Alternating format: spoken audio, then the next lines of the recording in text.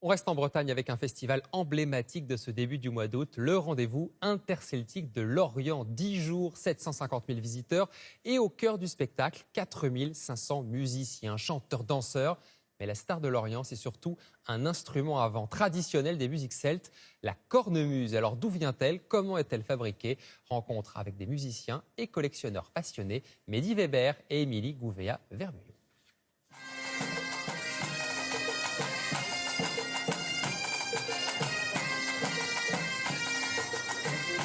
Le port est pris d'assaut par les pavillons des nations celtes. Des Gallois aux Irlandais, en passant bien sûr par les Bretons, tous convergent vers l'Orient le temps du festival.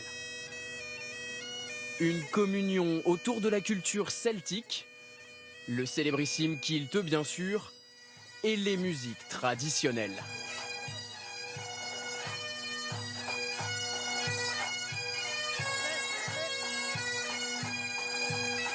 Ici, la star, c'est la cornemuse.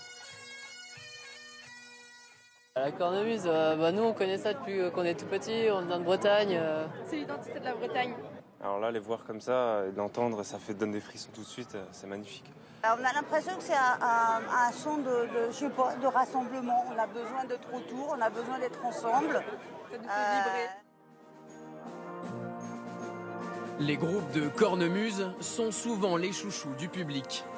Comme ici, avec le Piping Orchestra, formation mixte de Bretons et d'Écossais, pour l'un des 200 concerts de l'événement.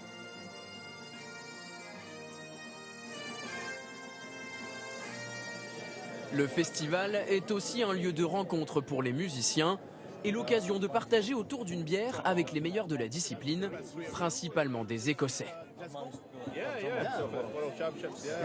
Donc l'Écosse, c'est un peu l'Eldorado de la cornemuse. De toute façon, ça restera toujours la référence. Parce que c'est eux qui font, je dirais entre guillemets, tourner la planète Piping, quoi. Piping, c'est le jeu de cornemuse. Pour trouver des cornemuses écossaises, pas besoin de traverser la Manche. Xavier Bauderiou en confectionne ici, près de Quimper. Ce passionné de musique celte a laissé tomber la biologie marine il y a 10 ans pour se consacrer à la cornemuse. Il en produit une quinzaine par an. Pour le haut de gamme, comptez 6 500 €. Peau de bête et bois d'ébène obligatoire. Quant au son de l'instrument, pour lui pas de doute, il est meilleur en Bretagne qu'en Écosse. En fait, paradoxalement, elle fonctionne un peu mieux en Bretagne parce que l'air est un tout petit peu plus humide et l'humidité ambiante fait bien vibrer les anches comparativement à l'Écosse où c'est un petit peu plus sec, effectivement. Le festival, c'est aussi l'occasion de découvrir des cornemuses du monde entier.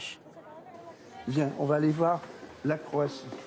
Alain Lebuet les collectionne depuis près de 60 ans. Voilà, ça, c'est un bouc. Parmi les 98 instruments qu'il possède, chacun a son histoire. Et le collectionneur s'improvise alors conteur. Là, on a affaire à un chien. Voilà un chien.